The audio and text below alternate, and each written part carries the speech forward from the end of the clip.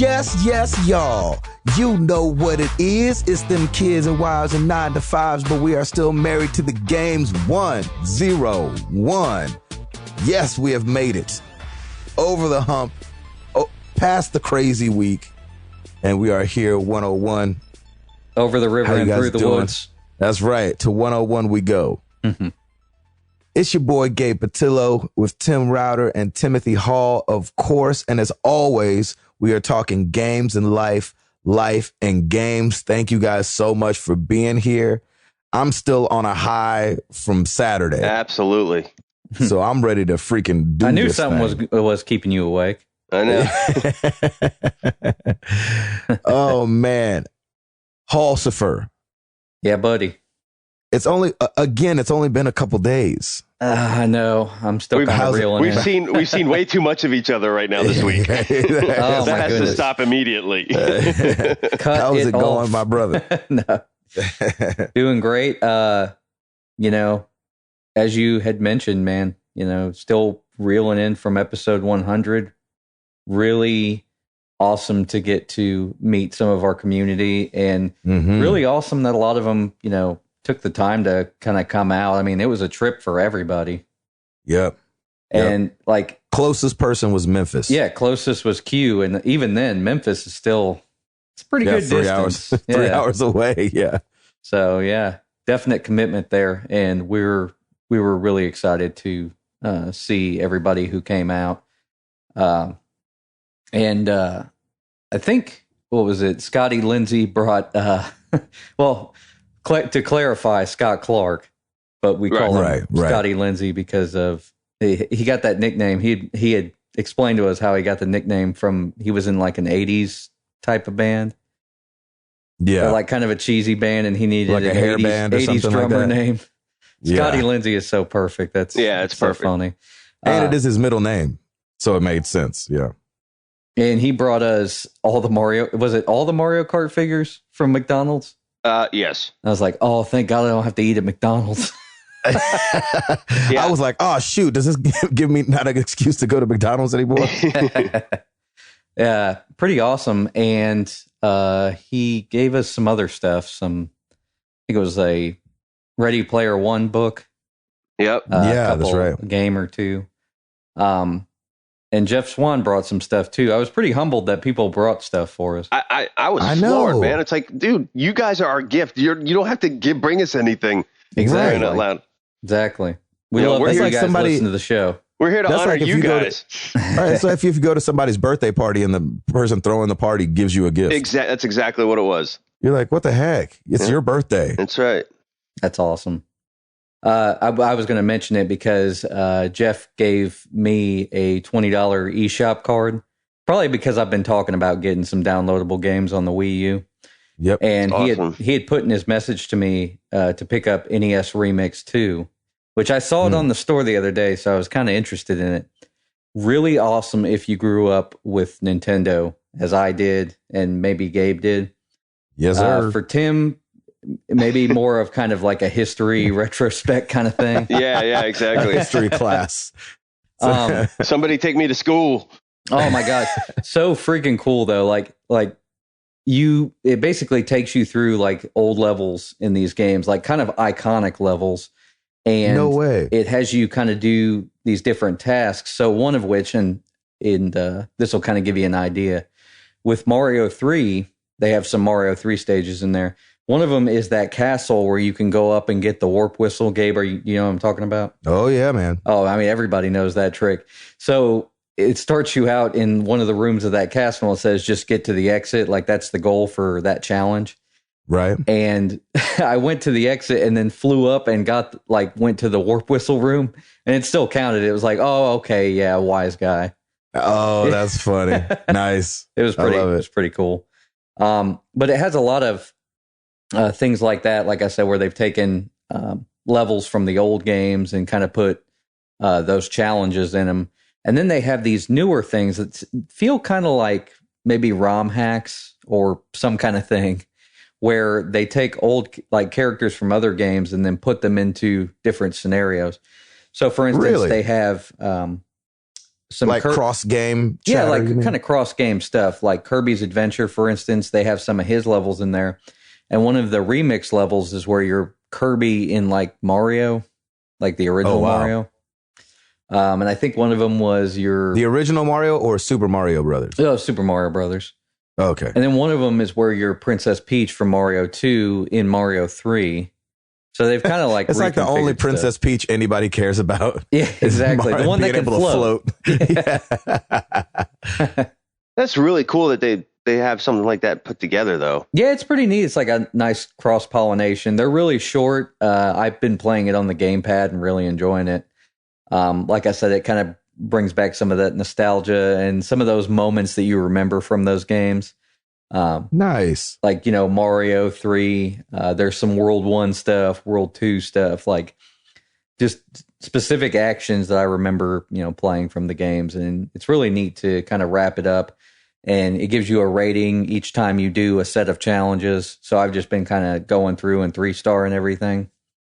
Nice. Like I said, it's a lot of fun. And if you have a Wii U, it's kind of a no-brainer. Those stars are a doggone hook, boy. Yeah. Well, they get you to go back. Yeah. Yeah. I mean, I think basically to get 3 stars on everything, I think you have to do it. I want to say you have to do it, and maybe you're only allowed to die once in the course of 4 challenges, I think. Oh, gotcha. And then there's this other rank, like it's rainbow rank or something. So it's like above 3-star, but it's kind of random. I'm not really sure what you do to get it yet. But it's like when you used to get S's. Remember that was S rank. Yeah, S rank. Yeah.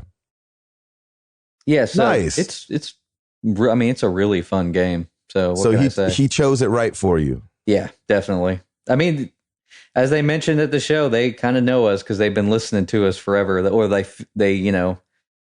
feel like they've been with us there so long that they can make recommendations for us and we'll like them. So it's great. I love that. I love it. That's awesome. Router. Oh, yes, brother. What you been doing? I've been doing the same thing Hall's been doing, man. Just kind of thinking like, man, we had a good time. And it was so great. Good times. It was just so great. I'm still kind of baffled. I'm like, people came to see us. What's that all about? I'm like, I know. We're like nobodies, man. I feel like we pulled one over on everybody. Yeah, it's like, surprise. But man, it was so much fun. I had such a great time just getting to know everybody. And yeah, I mean, they gave us gifts. They gave us some games that they know. Like, it's kind of cool to see people who kind of are getting to know you and your gaming style. But like, dude, you got to try this game and you got to do this. And it was so cool. That's exactly what I envisioned for this community originally, like just being able to share, hey, this game is great if you like this, this, and this. It's like a resource for people who either have been playing games forever or who are newer like I am. And I'm just still like, man, this is amazing. And here we are, episode 101 now, which is pretty freaking cool. Starting the climb again. That's right. Here we go. And it was really indicative of our community that only one guy showed up without his wife. Right. 2 guys. Yeah, and that was, and to his defense, it was Jeff. That was cut only because his wife was, they were trying to get in on like a bid for land for a new house. So and got it too. So for a new house. Yep. Well, and then Q didn't have his wife. Oh yeah, that's right. I forgot. But he said because she accidentally took off this coming weekend, not last weekend, but she would have came. Right. Oh, okay. Which is really awesome. Cool. That's really indicative of our community. I love that. Yeah. It was really cool. Yeah, it was awesome. It was really great. So, after the show, we all hung out, and then I had to jump poor Gabe's car. Yeah, what the heck with that? Did you ever get a new battery, by the way? Okay, good. Is it battery or alternator? It was battery. It was the battery. Yeah. Thank God. But yeah, so that was this fun. Week's episode of Car Talk is sponsored by Exactly. Router tried to blow up my car. I almost blew it up because I didn't know my own dang car. What? Because I reversed the accidentally, which is you crossed the streams. Crossed the streams. But in my defense, like I didn't see the little blind embedded plus sign on this battery. I saw red and black. Because they have a mark. It was a little confusing, right? For sure. Because like it looked like somebody put a marker on the terminals. Like one was red and one was black. I'm like, oh, okay, no problem. So well, and the red bent around real weird. So you thought it would go somewhere it wasn't. Exactly. So I look, and then it's instinct whenever I'm jumping a car just to like feel the cables every once in a while, be like, make sure everything's going right. And they started getting really warm. I'm like, Gabe, take it off. Dude, they were not warm. I mean, hot. They were super hot. The plastic was starting to melt a little bit. I'm like, all right, let's let this cool for a little bit. And finally we just flipped it and it was fine. But thanks, Volvo, for confusing us on everything. You silly Swedes. Anywho, so I had to take my wife to the airport the next morning. She is up in New York City right now with the gift show. So it is Daddy. She's still gone? I thought she came home. Yeah, she actually extended one more day just because she's trying to get everything done. The gift show at this time is kind of her. This is when she orders a lot of stuff for the holidays. So it's kind of she wants to take her time at the gift show. And there's they do it 2 times a year. They do it in February and they do it in August. And August is like the one where she goes and gets a lot of stuff for the holiday season. So, yeah, she's ended up staying an extra day. So she comes back tonight, which is nice.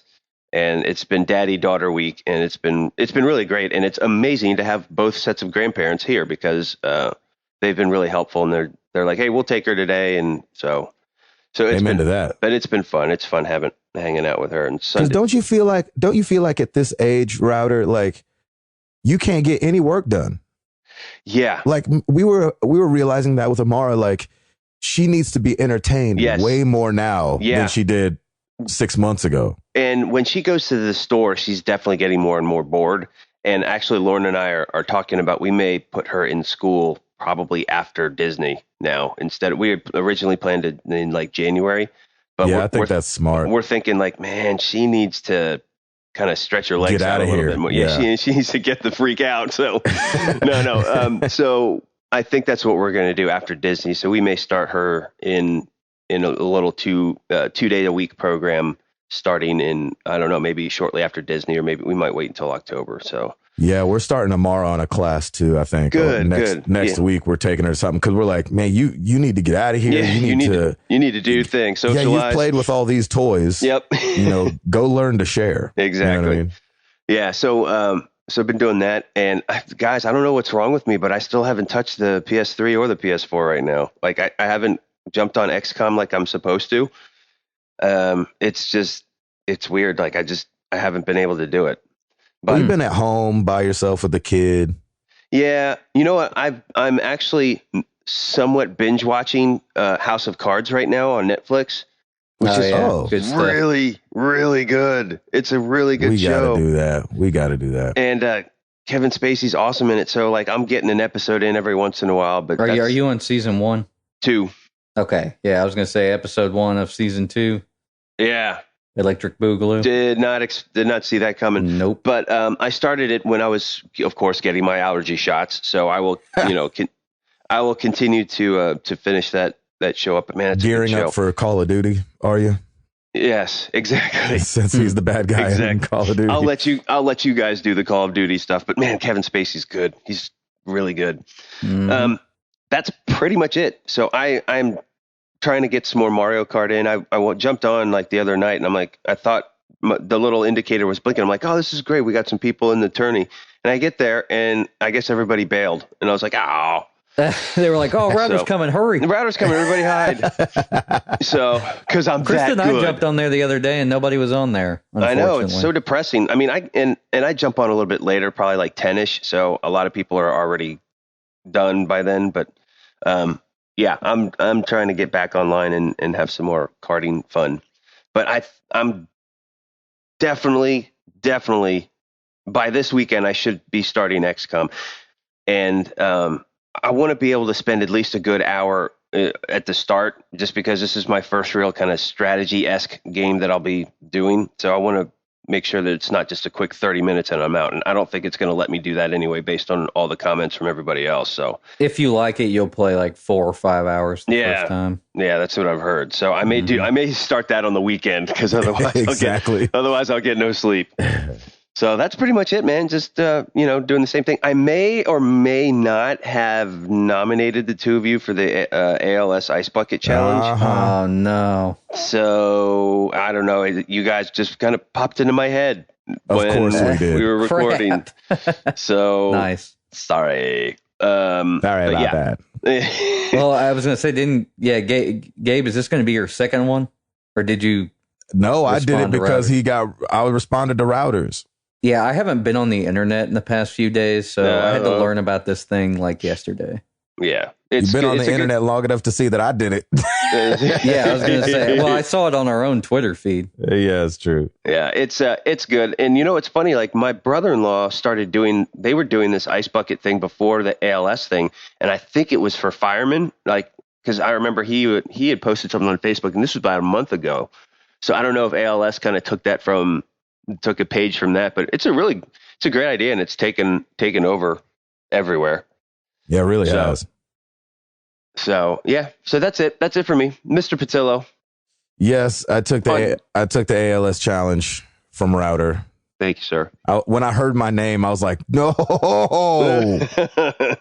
Oh, I nominated Lauren too. So as soon as she gets home, we're doing it. It's like, hey, honey, welcome back. Let's dump some ice water on your head. Yeah, he nominated me is and Hall that and the his wife. rules? Just you basically throw ice water on yourself? Yeah, you get a bucket of ice water and you dump it on yourself. Okay, cool. And then you nominate somebody else to do it. Oh, boy. So I nominated Stancil. Oh, sweet. You see him on Twitter, he was like, son of a... the mighty Paolo. Yeah. Who did it last night. He did his video already. He was done. That's awesome. Man, I didn't see it yet. I got to see it. And then Ed Placencia.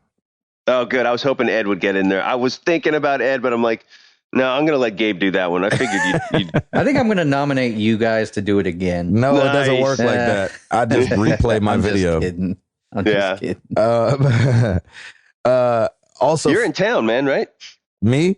Yeah. Yeah, I might be in town like every episode until the end of the year.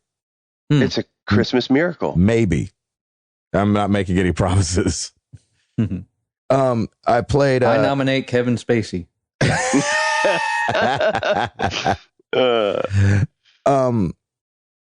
Obviously. Oh, so for those that missed it, that just listened to the iTunes or the Stitcher or the Beyond Pod or whatever, I played PT last week after the 100th episode. Let me tell you something. You were a rock during that whole episode. Like, I jumped at that one part, and I know Jeff did, and a couple other people did, and you were a rock, man. You didn't move. I'm like, I thought for sure you'd like throw the controller or something, and be like, bah! I was too angry. I was like, why am I playing this? And then that freaking like, which one was it at the door? At the door, is that where you guys jumped? Or no, when she like grabs the whole camera. Yes. Oh my gosh! Yeah, I think it was the one time that you died in the entire stream. What a stupid game. Yeah. You know what? It was really smart. Well, I was going to say, I'm sure if we didn't have anybody giving us hints, we probably would have died like 5 or 6 times. We wouldn't have finished the game. That death has to come. Okay. That one where they grab you and you fall over and you start over. That has to happen. Huh.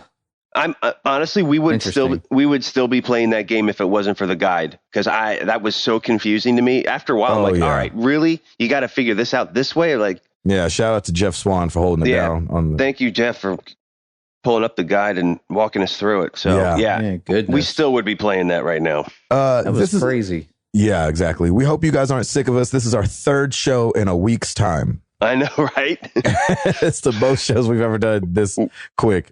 We up out this thing, peace. I had my anniversary yesterday. Hey, yes. Happy anniversary, man. Thank you. It ended up being a stressful day, but it was my anniversary. I'm sorry. So that's all I have to say about that. Not in a bad way, but it was just like we had a lot going. The anniversary kind of snuck up on us this year, and so we had like made all kind of plans because it was a Tuesday. And so, and then like the plans fell away at the last minute. We were trying to find a babysitter real quick and it didn't come together. And so we were like, oh, we'll just do it another time. Like we said we would, with a dinner or something like that. How many years now? 7 years. That's awesome. Lucky number 7. Lucky 7. Yeah. And my wife was like, uh-oh, the 7-year itch. And I did the math and I was like, well, you're celebrating already having finished 7 years. Right. So the 7-year itch, I'm guessing, has come and gone. Right. But I bring that up because Scott Clark's wife was actually instrumental in my anniversary gift that my wife got me. So, yes, I guess Nashville has a thing called it's called like Escape Nashville or something like that. Oh yes. Anyway, it's like a live action room escape game. Yeah. And I didn't even know it existed. And I guess Scott Clark and his wife went and did it. And so she was telling my wife about it at the 100th episode because wives came. Which is amazing. Which was amazing. And so that's what she got me. And so me and Jenny, the Routers, because Lauren was there too when she was telling them about it. And she was like, Tim would love this. The Routers are coming. And then 3 other buddies of mine, the Lampas and our friend Katie Haskell, we're going to all go do it. That's so awesome. And we're going to get out of that freaking room. And we're going to just leave. Gabe, I think it should just be you and me should just bum rush it and just leave everybody else behind. I think we bust a window open. And we're like, ha ha, didn't see that coming. Yeah, I was going to say, it can't be that big of a building if it's in like somewhere. No, it's just Nashville. one room. Yeah, it's one room. And they said, interesting. I know. Scott Clark and his wife didn't get out. They did. Yeah, it took an hour, right? They said it was hard. You have 1 hour. You have 1 hour. You don't get out, you don't get out. They're still in there. That's awesome, man. Mm-hmm. That's fun. Well, happy anniversary, man. That's really cool. Thanks, buddy. I can't wait. It was a great present. And then I got Jenny against what I wanted to get her. Oh, no. I got her private lessons for 2 at a dance studio. No. She always was like, we need to go take this. We need to go take that. And I'm like, I'm not doing that. Everybody get ready. Just picture Mr. Gabe Patillo doing a little salsa and merengue. Yeah, it'll be amazing. Let me get some. I can see that too. I wasn't going there, but I can now see that. The chubby ninja in the leotard. I mean, stuff is moving when you're done dancing, if you know what I'm saying. For some reason, when you said that, I thought about like the wrestler Vader, but instead it would be you. That's amazing. Oh my god! You should come in there like a leotard with like wrestling headgear. Be like, I'm ready to dance. Exactly. Come in there with a freaking onesie. Yeah, come in there as Vader. Come in a onesie. A spandex onesie, spandex onesie. Be like, all right, I'm ready to dance up in this piece. Let's go. And like in Latin heels. Gosh, they're like, are you serious? And you're like, I'm ready to go with a rose stem in your teeth. Like, all right, let's do this. Jenny's in regular clothes. I'm like, what? Jenny's in regular clothes. You're all decked out. Right. Just to make it weird, I have a helmet on. You're like, what are you expecting to happen today? Don't worry about it. Start the music. Let's go. You're not paid to ask questions. And that's when she realizes you have tap shoes on. That's right. Exactly. Tap heels. The visuals on everything that's coming in right now, the visuals are killing me. It's so amazing. Oh my gosh. That's crazy stuff. I love it. Fun stuff, man. Well, I'm glad you're home. I'm glad you're actually not doing this crazy. Man, last year was Winter Jam. Oh my gosh. Just was murder. What was that? 32 cities or something like that? And 48. 48 cities in 2.5 months or something like that. 3 months. That's stupid. Yeah. That's insane. It's a lot. All right. Gabe, do you ever get up on stage and it's kind of like the oh yes y'all where you're like, oh crap. It's like, pull my back out. Exactly. I don't usually get like that. The thing that gets me sometimes is when we have technical difficulties. Like if I get to the side of the stage and then something doesn't work and you have to stand there on the side of the stage, I start getting really nervous. I need to just kind of like go out there and then go on stage and do it. If I have to sit there and think about it, I start getting a little clammy. Oh, that's interesting. Yeah, it's weird. Never had the power go out during a show? Oh, yeah, sure. Whoa. I'm sure you got all the stories, man. You got every scenario that could possibly happen has probably happened. That's definitely happened. And you're just kind of standing there like, It's like if you're in an arena. Just think if you're in an arena and one person's singing with like a tambourine. I mean, it gets so quiet, compared to what you just had going on. When all the power goes out, you're like, well, we look like idiots. That's exactly how it feels. That's amazing. All right, Router. Oh, brother. You got it? I got it. Well, let's do it.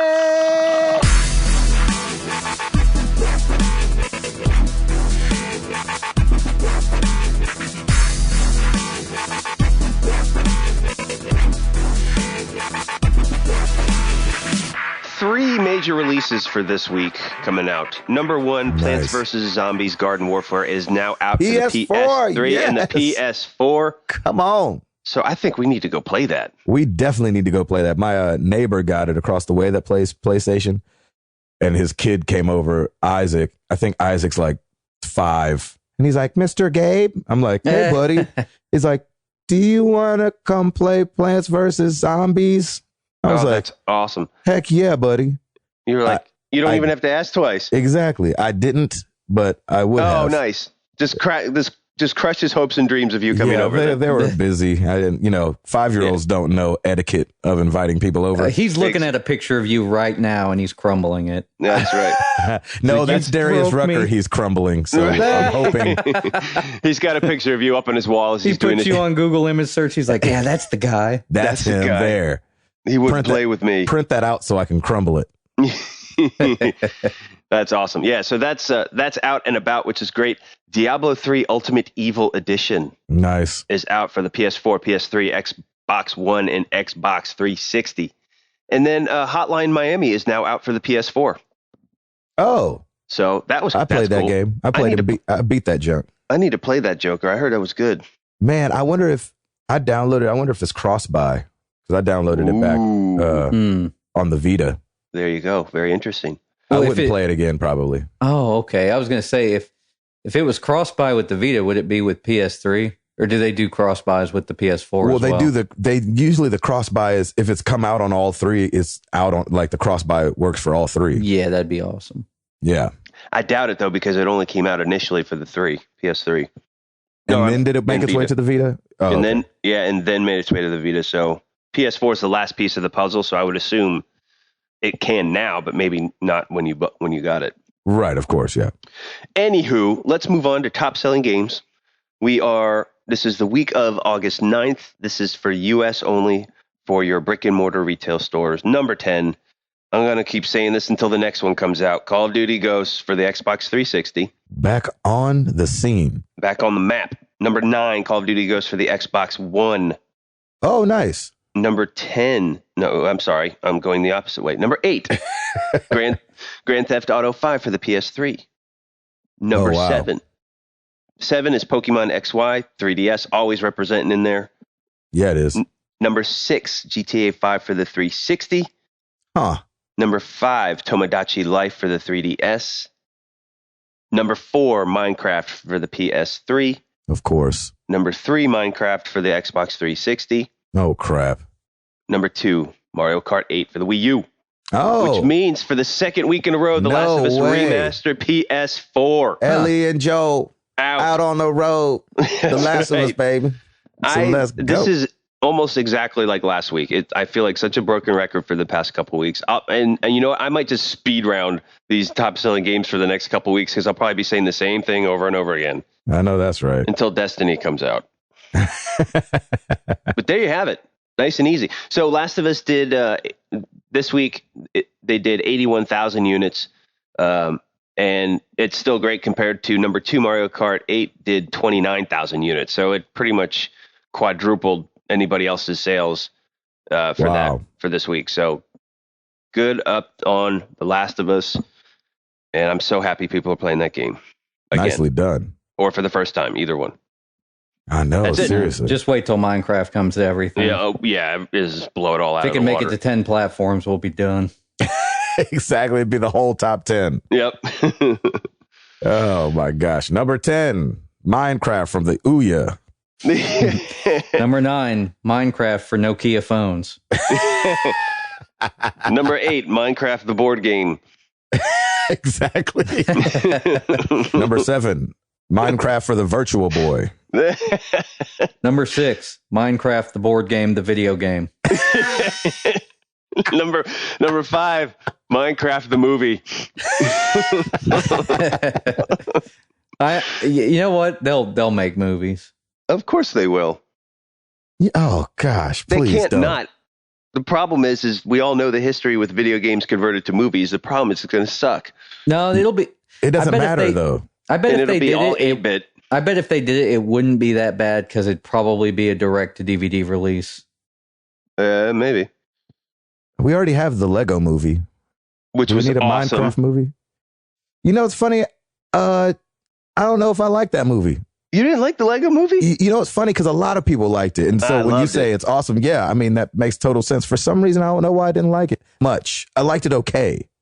I just Okay. didn't like it as much as rest of America, which is weird. I usually am right there on Yeah, board you're- with everybody, but You are right there on board with everybody. weird. I have no opinion. They had it on at my mom's house last time I was there, but I didn't have time to watch it. Oh, Oh, really? it's good. It's really Yeah. funny. There's some good one-liners in there. Oh, I'm sure. Lando Calholian. Do you have something for us? Oh, I didn't even realize. I thought you were like saying somebody's Twitter name. Well, that could be your Twitter name now. I think it's Billy D. Williams. Exactly. Lando Colt 45. Lando Calholian. I only think of it because I played me and Jenny. Jenny had never seen Star Wars. Yes. How Oh. did that go, by the way? Did she hate it? Oh, and she fell asleep. Awesome. Even Like better. when Nice. they linked up with Han, and Han is like, "Get to the ship." At Mos Eisley? She fell asleep. Wow, That that's early. early. That's That's Wow. early. early. But she kept like trying to act like she was awake, but like her head kept Mhm. rolling like up towards me. Like At that point, you just have to be like, all right, enough. Go to bed. I know, I'll finish watching this on my I know. own. That's what I did. I just watched the rest of it by myself. Good for you. Good for you. So I was like, just because I hadn't seen the movie in a long time too. So I'm like, yeah, the trash compactor scene and all this Oh, stuff love that I it. haven't seen in forever. And you know what's funny? I forgot how that movie ended until I saw it. I was like, oh, that's it. I was like, all right, that's- on to the next one. That's right. That's right. Give us something, Hall. Well, hang on a second. So you have the special edition DVD, right? Heck no, I have the original. He's got the. So you have he's the original He is theatrical. OG. The original theatrical. Yeah. Like Okay, it didn't good. even fill up my television screen.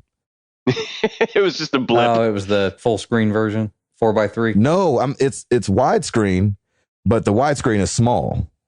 Like they did, it's not up. It's the original like grainy, Yeah, the original. grainy video. Han shoots the guy first. The other guy doesn't even shoot. Yeah, exactly. That's what's funny about the Han shot That's the first way it's thing. supposed to be. Exactly. It's what's funny about Han shot first. If you watch the original, the other guy never shot. So it's like, of course he shot first.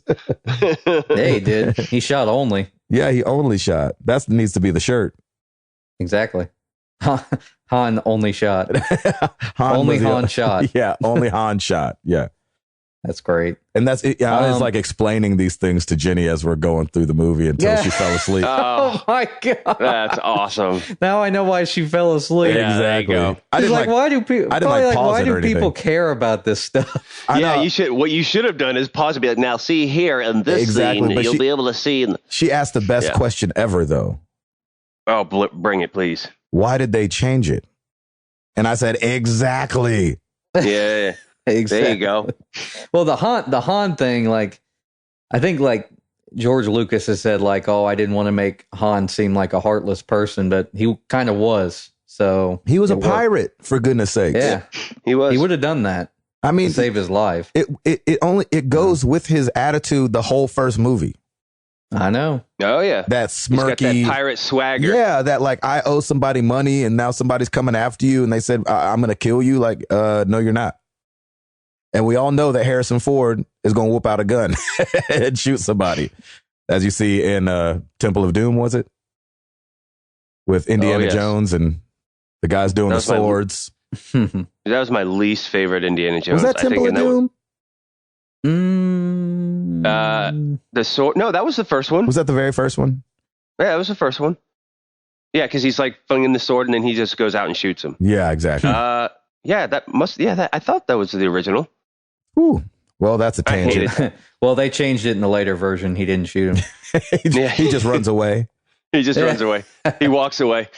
No, see, the funny thing about those Star Wars changes, and the reason I asked you about the special edition, I was going to ask you how the that one scene held up where they were like going into Mos Eisley, like the scene, all the stupid scenes that they added. Oh, so it's so like ridiculous. I haven't seen the new one ever. Wow. The CG looks awful. Oh yeah, really? It's like burned into the. It looks like it was burned into the film. It's got like this glow around it, and you're like, really? Why did they do that? It's like metallic almost. It's terrible. It looks really plastic. It's just interesting, like how you change things for culture, even though like I feel like our culture. Well, in history, we live in the most peaceful time ever. You know what I'm saying? Like, we don't have, dynasties that just come through and slaughter, everybody everywhere kind of thing. You know what I mean? Like we're in a fairly peaceful time. We're not in the Crusades. Exactly. But what's funny is that so they'll change ET to where all the cops aren't holding rifles. They're holding walkie-talkies. And you're like, why even change? Nobody's even paying attention to that. Yeah. It's just weird. Like, why even change? Don't change it. It was a hit for a reason. Yep. You know what I'm saying? It's like if you took a big song and changed the chorus and you're like, well, why did you do that? Be like, oh, thought it'd be better this way, for the times. The people wanted it. Yeah, exactly. Anyway, sorry, that is a tangent and a half. I seriously don't know what was going on in the mind of George Lucas that he felt he needed to change and add the terrible things that he did. Yeah. So I think he couldn't. With the Han thing, like he made his head like digitally move. I think he felt like, I want to re-release these things and make some money, but I have to have a reason to re-release them. So I'll do this crazy thing and change some stuff. Right. We're talking about it. Just saying. No, that is true. That is true. All right. All right. Rabbit Video hole game done. News. let's get back to Seal that rabbit hole. Throw the dirt in it. Seal that up. Yeah, let's go. Throw some dirt, some concrete in it. So last week we were talking, and this was kind of like probably ground zero when we did the podcast about the Tomb Raider exclusivity deal with Xbox. Yep. Some more vague information came out. I thought it was funny that Shuhei Yoshida of Sony had mentioned, like, we didn't even know about this. Yeah, isn't that weird? How could we know? That's pretty incredible. Basically, he said it was kind of cryptic, and he doesn't know what kind of exclusive deal they have, like how long it is or anything. But we do know it's timed, though, right? Oh, yeah, we know it's timed, but sure. we don't know for how long. It's probably because it's short. I mean, it could be. I mean, see, I started to think about this a little bit because Phil Spencer had come out and said, well, Sony's got Uncharted 4, so we got to have, basically, we got to have something. Right. Like that. And he said, it wasn't our intent to restrict anybody from playing it. That's why it's timed. So I'm thinking Uncharted 4 and Tomb Raider are both coming out holiday 2015, right? Right. Pretty much. Yep. So I would assume that maybe it's just a holiday exclusive. Right. Because Sony people will be playing Uncharted. Watch it be for like a week. That's happened before. That would be honestly, nuts. That would be nuts. But I mean, at least they weren't not wrong in announcing that it was an exclusive to Xbox, though. Yeah, that's so happened before. They could still cover their butts, but I can't imagine the demand for that. How they could pass that up by having it on one console exclusively. Well, maybe it is a week then, because they would not come out and say, like, if you leave it open to interpretation, then it could be as long as you want. Yeah, like it could be, people could be like, oh crap, this is going to be a while. Or do you think they know how long it is yet? They have to know. I'm sure something. they know. I'm sure they know how long it is.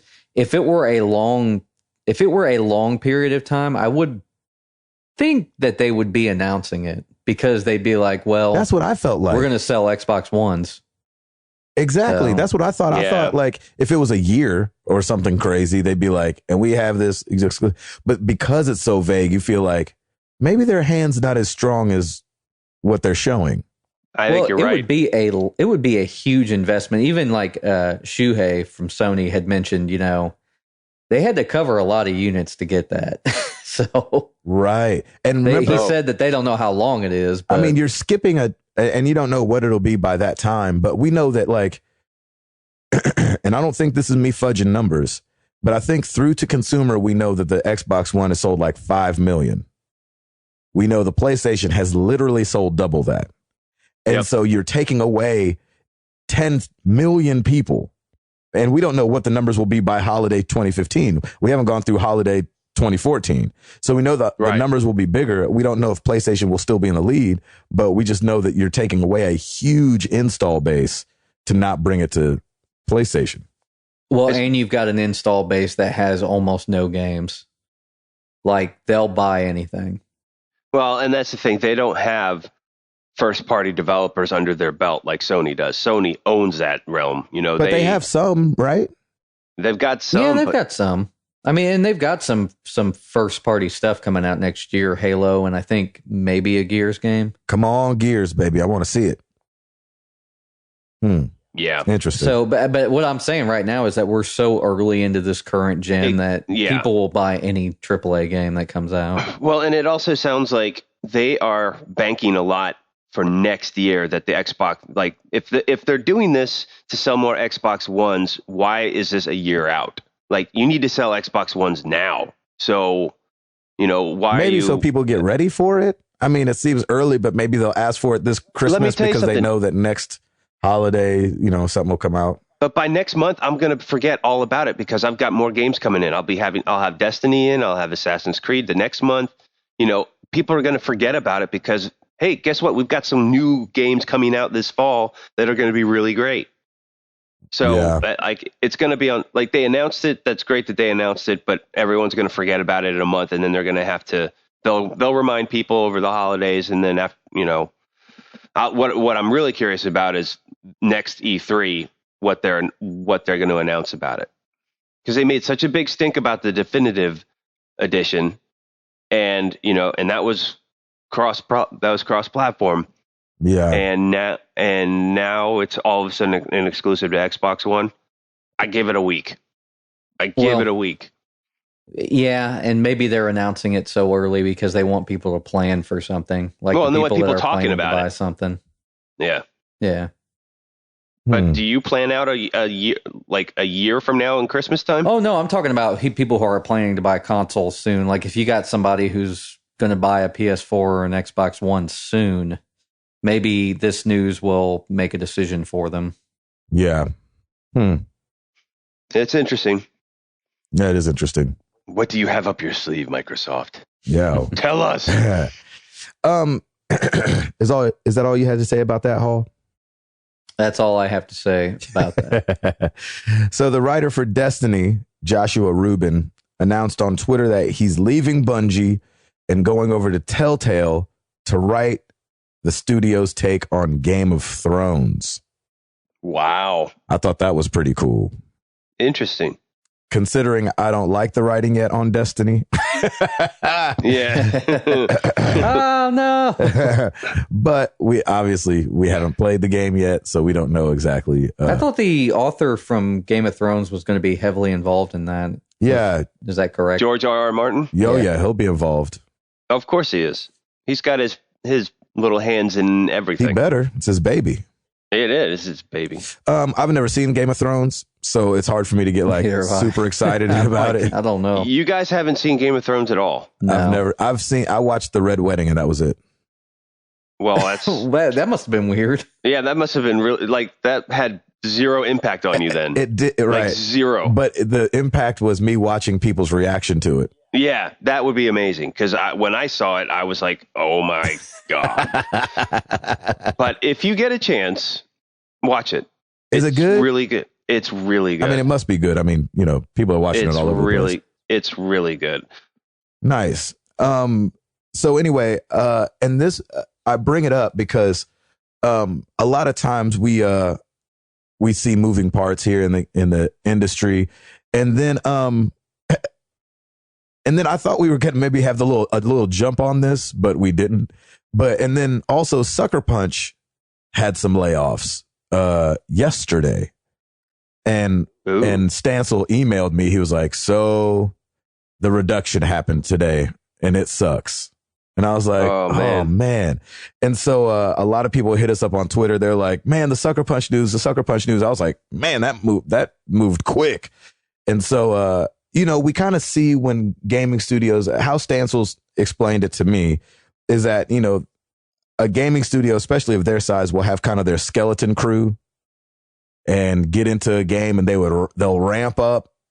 And then they'll get, a lot more people will come on board to help finish off a game. And then it kind of dies off again.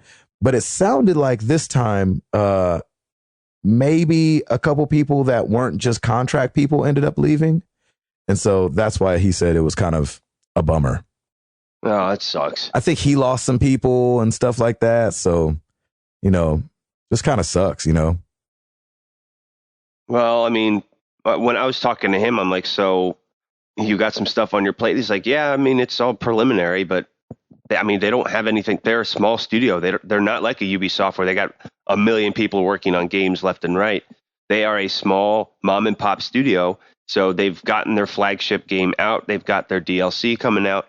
So now it's kind of a waiting game to come up with the next IP and go from there. And I get it. I mean, how are you going to continuously generate money? I mean, you've got revenue from your games now, but you also have to front a lot of money to start working on the next game. So that's fine. It's the nature of it, but it still sucks.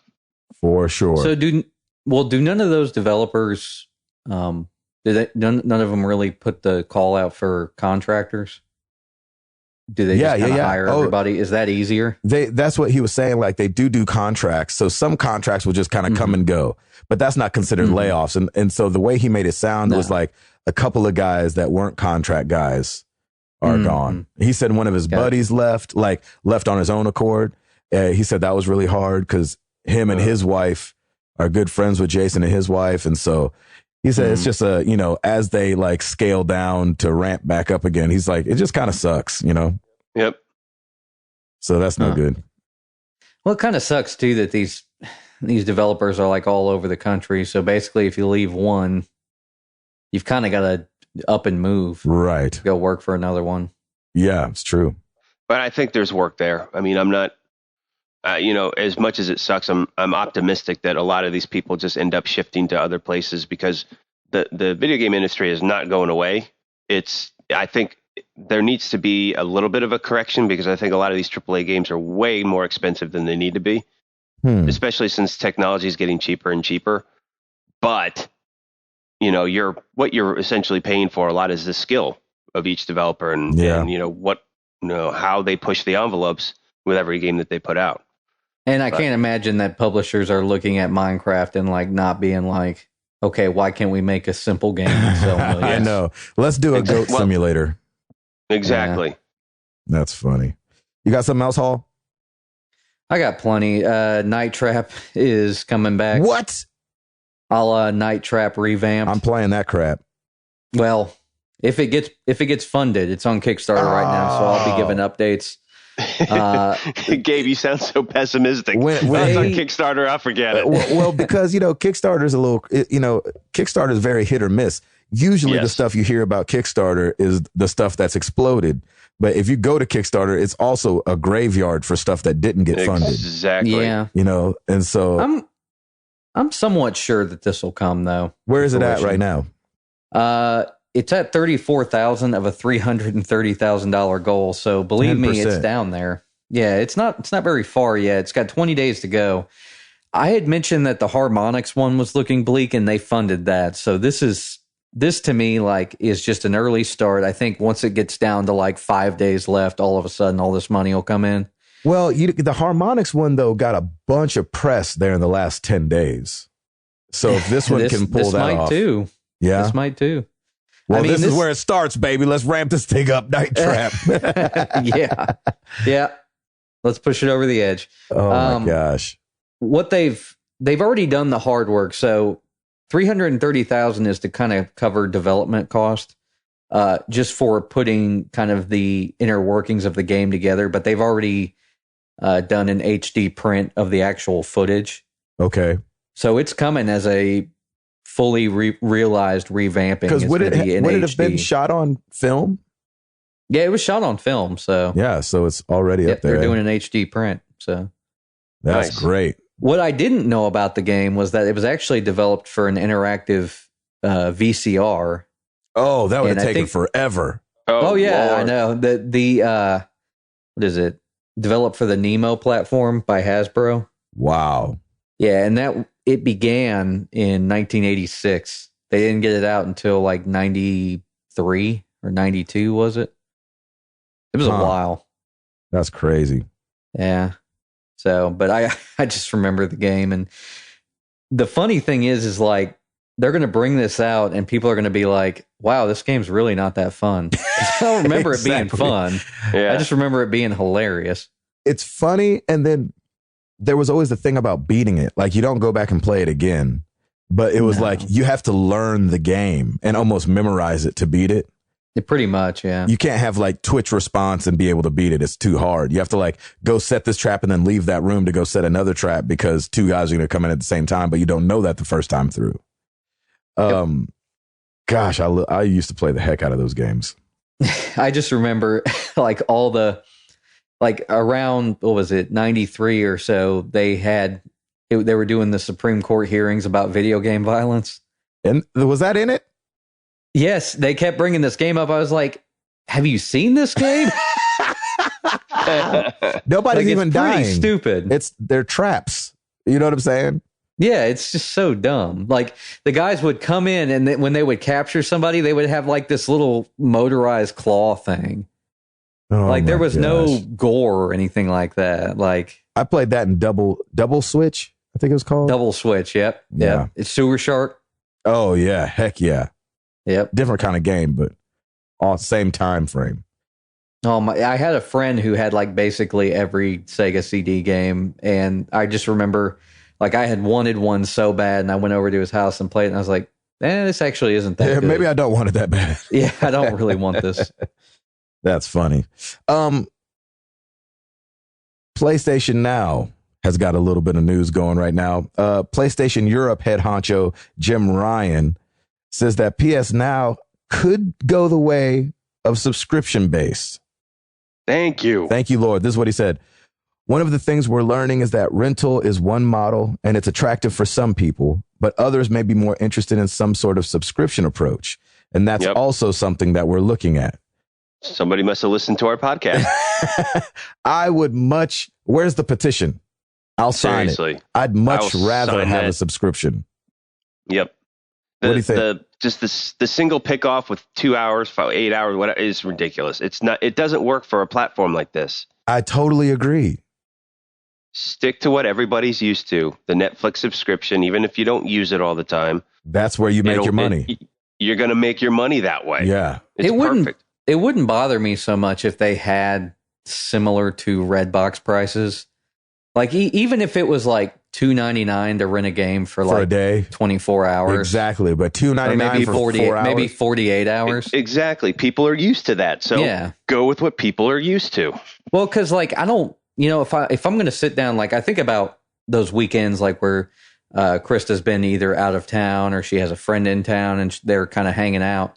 I'll sit and play through a game. Like I played through Sleeping Dogs in like, I don't know, over the course of 48 hours. It's awesome. So if I were to get an opportunity like that, I'd rent a game for $2.99, $3.99 if I could play it for 48 hours or exactly, or maybe 24. I mean, I don't remember what the pricing is exactly. How much is 24 hours again? Is it $5? It's something crazy. It's something just ridiculous. I remember that like $1.99 and $2.99 were for the 4 hour block. Yeah, which is. Yeah, I think the issue that they're going to have is just the licensing. Like, how can you put a value on all of these different titles with all these different developers? How can you strike deals to make it a common? Well, I mean, Netflix and Redbox have to do it. Yeah, exactly. Lawyer up, man. Get it going and figure it out, because I think a subscription service makes way more sense in this case. I don't think it's going to be $8.99 like Netflix. I think it's probably going to be a more little than bit that. more. Yeah. Well, I think developers are a little scared right now of this model. Of course. But let me tell you something. It's also marketing, because if I'm a developer and I have my past catalog is up there and people start liking that, I have favorite developers that I enjoy, and I know that I would purchase their next game because I like what I've played in the past. Right. So you chalk that up. You chalk some of that money up to marketing, or at least you chalk up the process to, hey, this is also an advertising cost for us. Yeah, exactly. Yeah. So getting the game in front of people. I'm going to say this. I think it'll be $15.99 if they do go subscription. A month? That sounds about right. Yeah, a month. Yeah, it can't be. I mean, it can't be more than you heard Gamefly. it first. Episode 101. You heard it first. $15.99. That's a good guess. Mm-hmm. Let me ask you this. Is that too expensive? Could be for some people. I think they need to get around the $10 range for people to like. Well, what's Gamefly right now? Is it $9.99? No, it's like, I want to say it's like $16.99. Yeah, I think $16.99. Ooh, it's steep for a slow service. Yeah. So this would be instant. Yeah. But I think they need to go the way of. Well, no, I don't want to say all that. Anyway. No, say it. Well, I was going to say EA Access has the download thing, but like maybe the library is too big to want to download games and play it. The streaming thing, I just didn't love it when I used it. Yeah, that still scares me because that's massive infrastructure for servers. I mean, that's most of your cost right there anyway. What I think they should do is have both. If it's viable, if it could be done, I think you have a subscription service for those that think they'll use it, and then make your money on those people that, you know, for the months that they don't end up using it when Call of Duty and stuff comes out, but they're still paying you. Right. And then also have the rental to back it up to like try things out. Because like, you know, if somebody's like just wants to stick their toe in the water, then they can pay. They'll be like, I'll pay $2. Now the $2 needs to go a little further than it does now. But if you have both going, I think it would be a better deal. And that also helps distribute the server load too, because some people will play online and some people will play from their hard drives. Oh, what's going to happen with streaming games when you get into a multiplayer match? It's good, yeah. I mean, it'll be a mess. It's going to be Minecraft. It's going to be 8-bit everything because it's going to be buffering too many times. Yeah, exactly. It's interesting. I'm excited and curious, but I'm sticking to it, man. I think a monthly subscription model is the way to go. Me too. I'm with you. They can figure it out, man. I wouldn't mind when new games come out, like paying like maybe, like I said, $3 or $4 to just play it over a 48-hour period. Yeah. Because then that's just like a weekend rental, basically. I mean, and at the same time, though, I will say, in talking with Stancil, it's like it's always good to purchase your games that you like with the developers that you like, because that is the way. That is the ultimate compliment, and it also is the ultimate support that you can have for a developer is by purchasing their products and not like just getting it from a friend or anything like that. No used games. They don't make any money off used games or anything like that. You know, that's the way that you support them. Yeah. Also, too, there's something to be said about, you know, I'm not going to pay $60 for this game. Like, I'm not going to buy this game, but if I could rent it over the weekend for $4, I'll play it. Yep. You know, and then at least they get $4. Exactly. They get something out of it. And it's advertising for them, because if you like it, you may actually go out and purchase buy it. Yeah. You may actually go buy it, or at least it's in your head. Hey, I played this game from this developer. They're coming out with another game here. I'm going to check that out too. It's all marketing, baby. Marketing and advertising. That's how it goes. Yeah, it is. Do you guys, No. No, not at all. In your lives, in my life, I feel like most people I talk to are like, oh, you're into gaming? Cool. Yeah, I'm not really into that. Right? That happens all the time. Yeah, you're a man child. You're a man child. Well, 335,000 people disagree with me that went to Gamescom this year. Really? 335,000 people. That's a bunch of folks at Gamescom. That's a lot of people. I think that E3 brings in like somewhere between 50 and 60 or something like that, 1,000 people. Wow. This is, and I know that's trade show. And so, it's a little different. It's not open to just whoever, but 335,000 people seems like a lot to me. That is a lot. Is that all that Europe really has?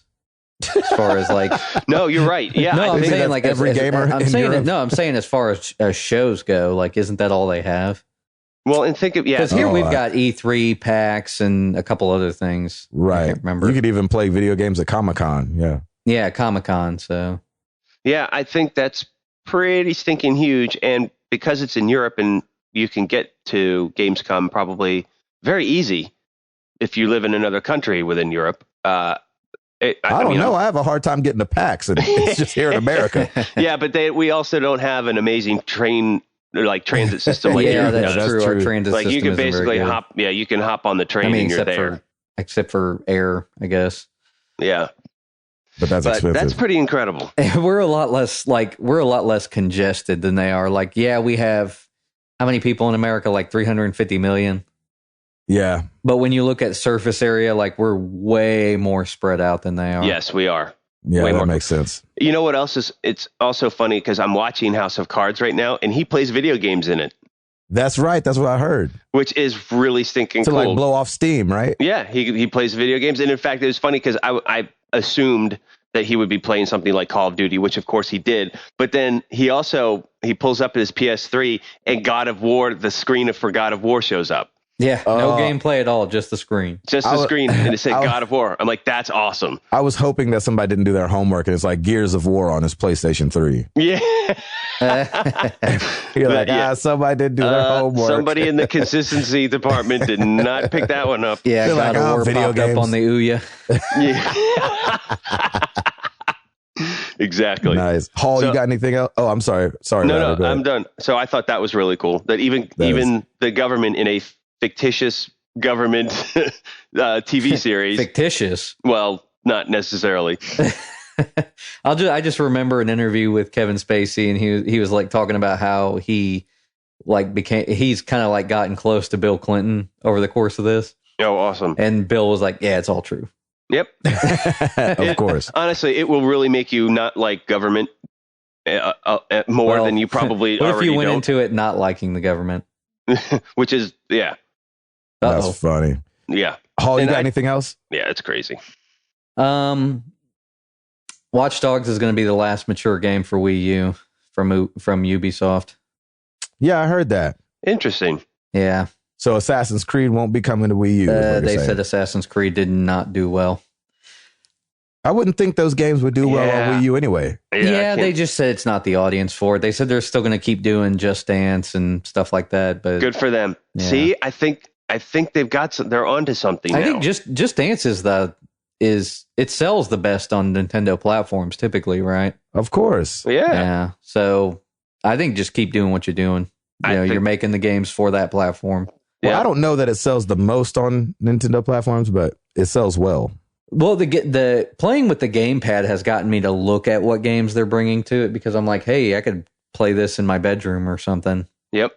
Like, that'd be cool. I can see Hall just dancing on his gamepad in his bedroom. In my bed. In his bedroom. Ooh, I got a perfect score. Exactly. I'll make a little stickman with my hand and I'll dance in front of it. There you go. Stickman. Just stickman dance. I like it. Also from Ubisoft, they'll stop developing for the 360 and the PS3 next year. Yeah, they said they could as early as next year. Yeah, that's quick. I don't know. I think it's all about just getting that adoption, because, like I said, on the newest platforms, like, since there's not much stuff coming out, you see nearly as much people buying stuff for next gen platforms as they would last gen. Yeah. Oh, wow. And don't forget, it's freaking Ubisoft. They have 4,000 plus, employees, so they can probably hustle and bustle. They've got these current gen dev kits probably nailed down pretty quickly, so they're going to just start phasing everything out. Yeah, their next gen dev kits probably have dust all over them by now. Exactly. Right. Because they're running and gunning. They have so much at their disposal that, yeah, I can see that. And their Ouya dev kits are like doorstops now. Ouya. Hall, you got anything else? We had mentioned a while back that Notch was unhappy about Facebook's acquisition of the Oculus, and that's why he was upset about like bringing Minecraft over.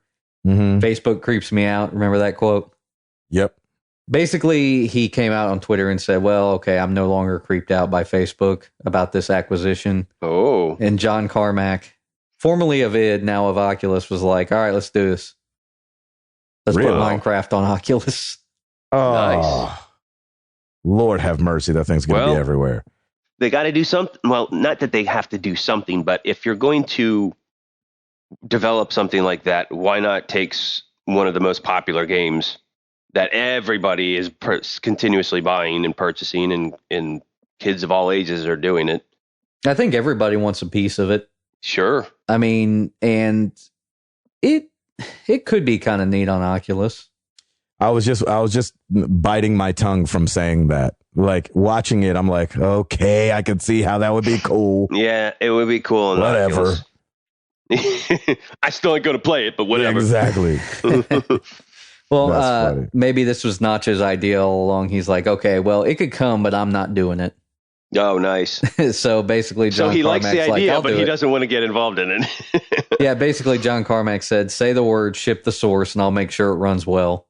Nice. Really? Yeah. Basically, they're saying we'll put the development into it. Wow. That's pretty cool. That's pretty cool, you guys. Anybody use Reddit? Nope. Yeah. I have no idea how Reddit works, but it's like, Reddit kind of like a forum almost. Yeah. I mean, basically you post and it gets voted up or down. Yeah, so a Reddit-based app called RedX, REDDX, dropped on the Xbox One today. So you can kind of game and thumb stuff up and down, or watch TV and thumb stuff up or down. Awesome. Sounds like fun. Thumbs up. Exactly. So can you hold out your thumb in front of the Kinect? Ooh, that's the question. I like that. Give it the old like death or life. That's right. Yeah. Finish him. That's awesome. I like that. Also, another really quick thing, because we got to get into these questions. The share play on PlayStation looks like it's only going to be for 60 minutes at a time. Oh, okay. Which I thought, I was like, well, that's not just going to be endless gameplay of a game you don't own. So it looks like it'll be in 60-minute segments.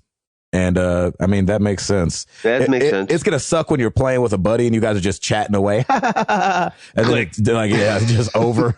That'd be awesome. Now, is that like 60 minutes for the day or 60 minutes for that game period? I don't know that part yet. I don't know if you're going to have like disconnect and just reconnect real quick again. Yeah. So it's kind of like when you talk to somebody in jail and that little operator comes on, like, you have 3 more minutes. You're like, oh, snap, this sucks.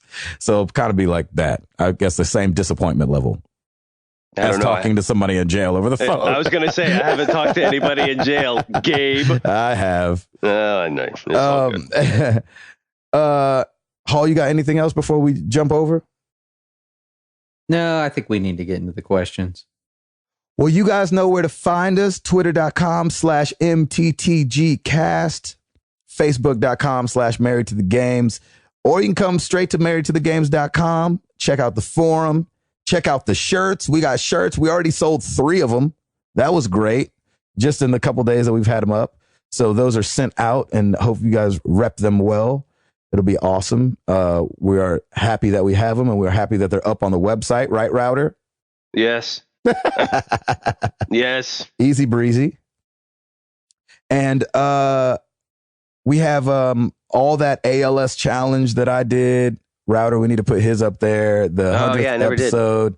All that's on our YouTube channel, youtube.com/married to the games.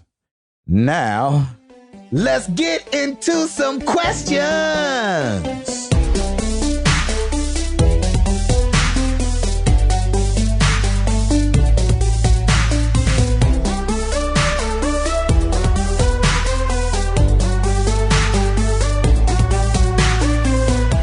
Yeah, we're going to move fairly quickly because we got quite a few, actually. So thank you, everybody, for your participation. Yes. Email Tyson Dempsey.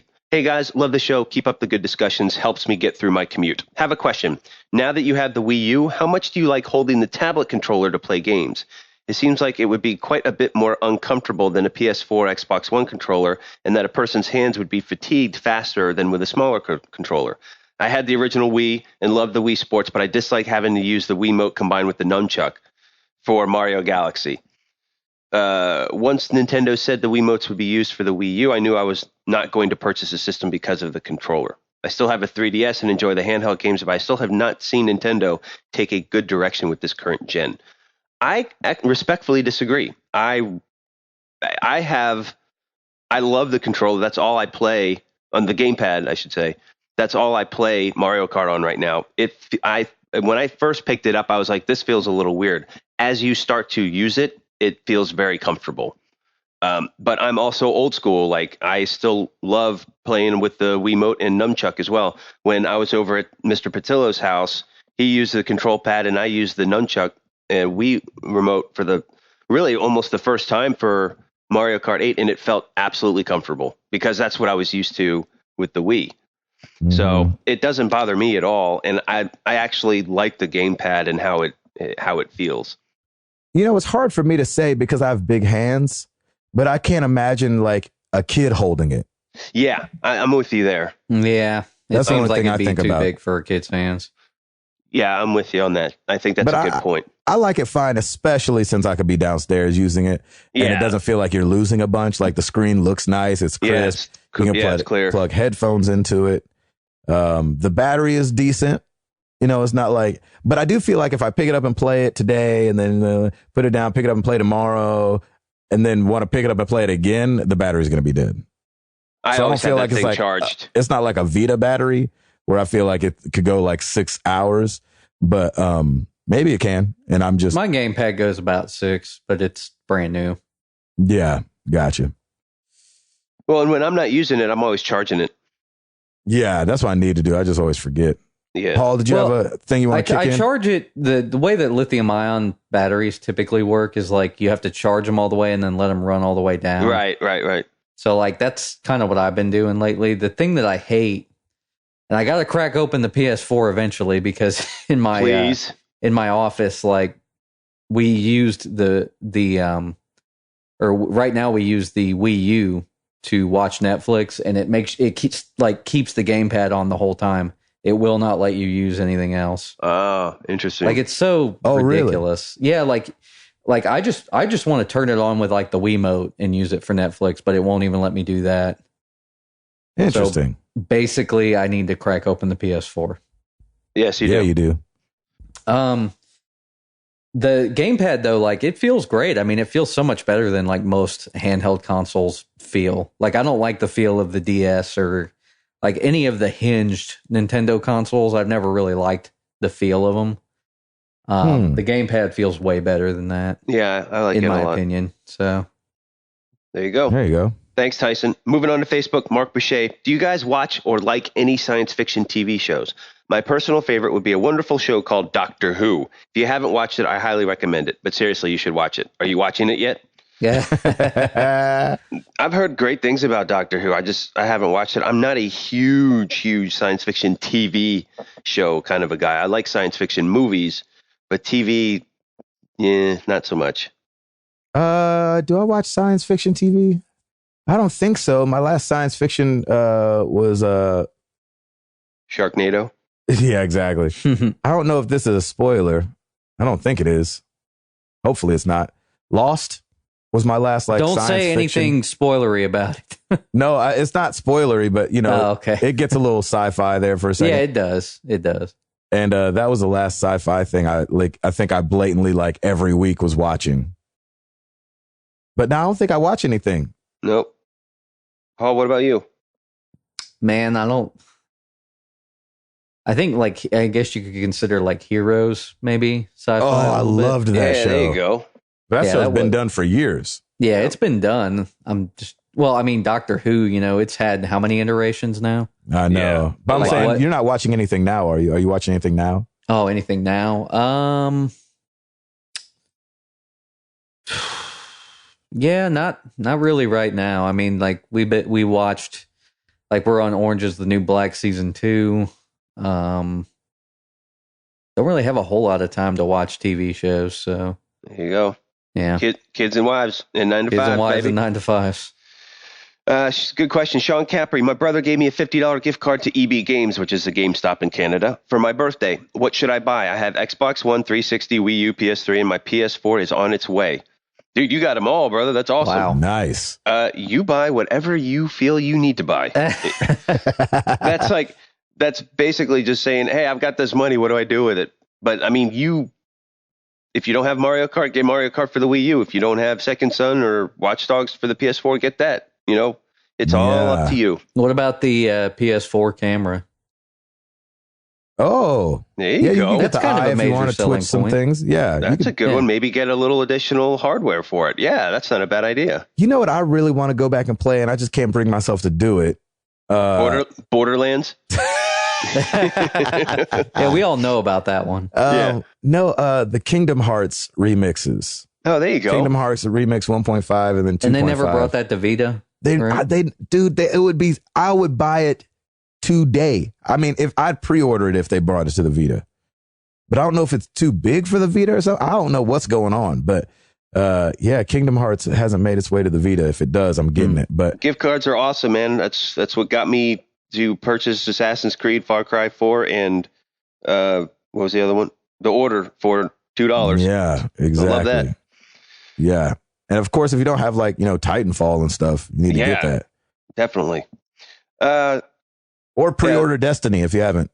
Yeah, there you go. So happy birthday, Sean. That's awesome. Stephen Kwame, 100 episodes is nothing to laugh at. How has experiencing the MTTG community in full effect this past weekend affected you guys? And what did your wives think of episode 100 live podcast? It was really funny because when I got home late, Lauren she was already asleep with Piper in the bed. And great.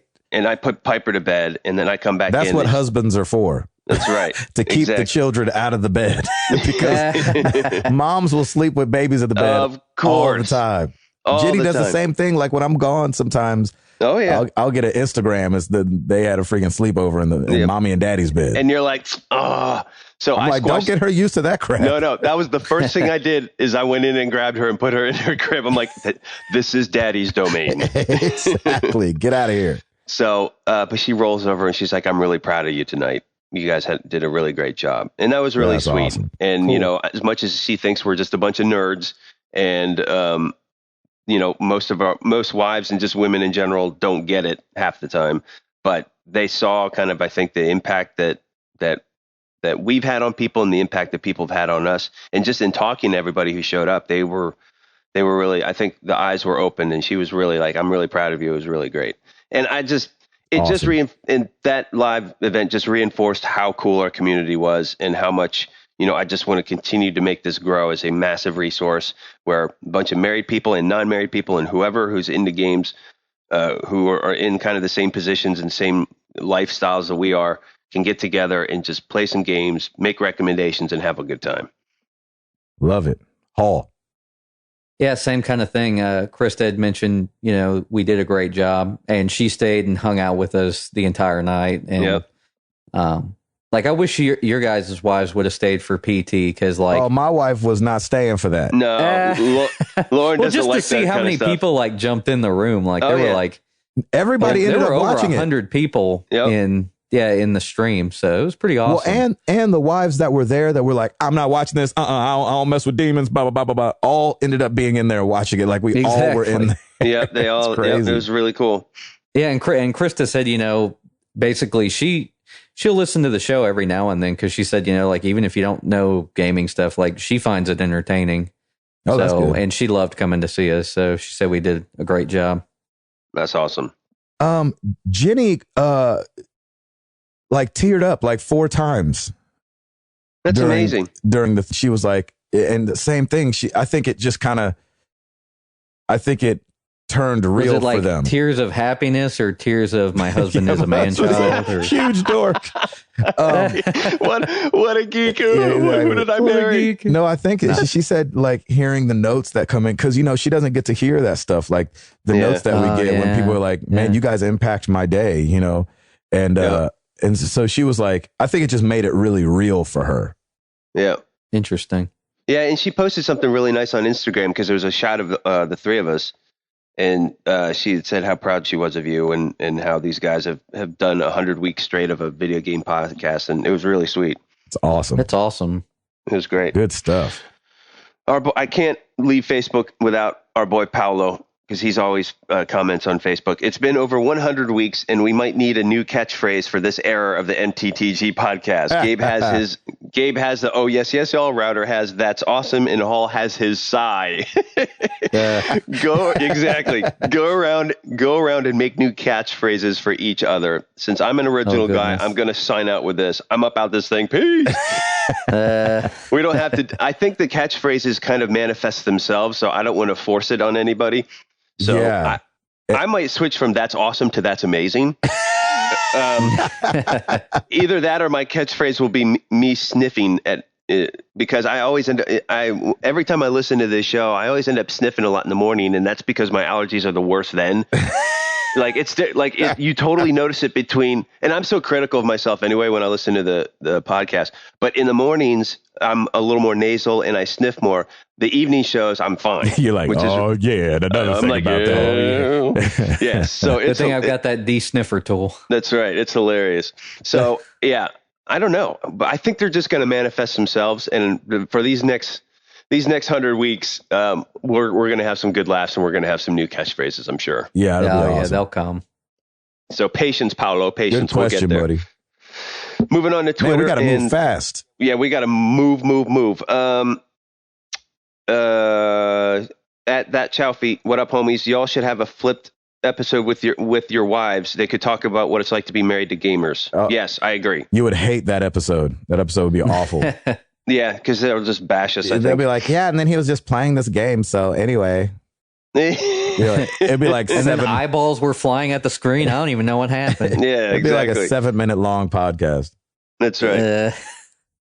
Nathan at Sith Nightmare, what is your favorite NFL team? Have you ever played fantasy football? I like that question. That's a good one. Yeah, I'm a hometown guy. So I'm going to go Titans.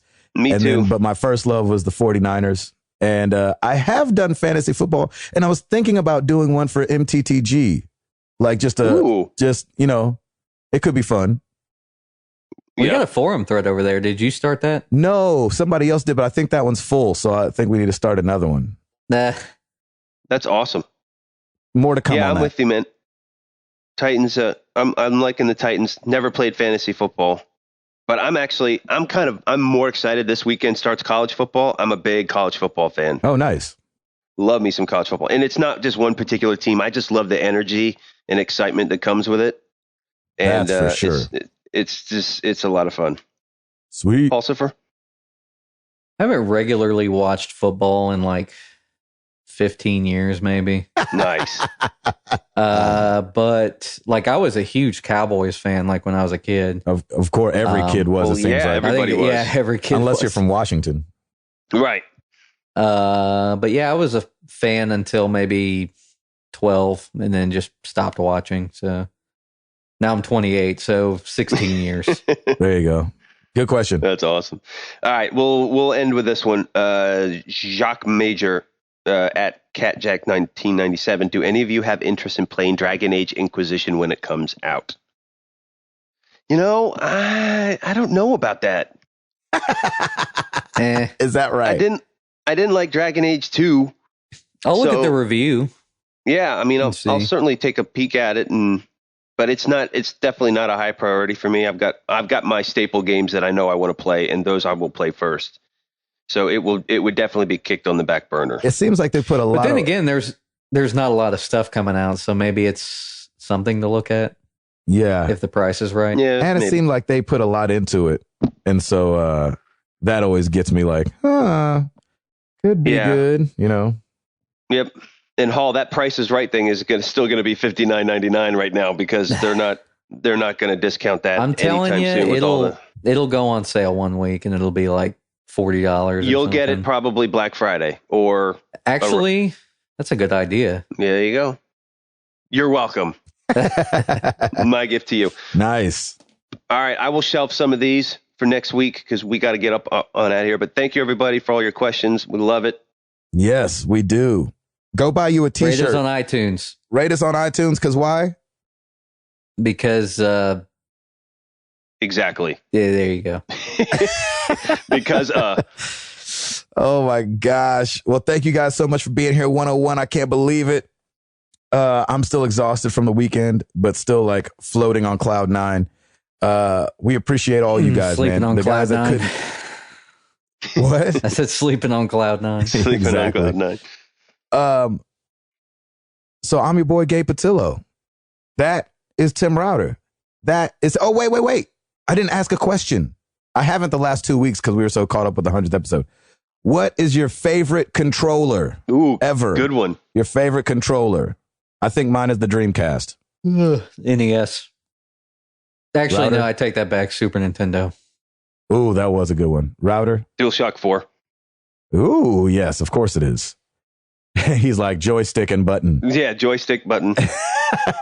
And quarter. What's your favorite? Exactly. What's your favorite controller? Hashtag answer MTTG or over at the forum when Hall posts it over there tomorrow. Thank you. Gabe Patillo, Tim Router, Timothy Hall, and we are married to the games and we are up out this thing. Peace.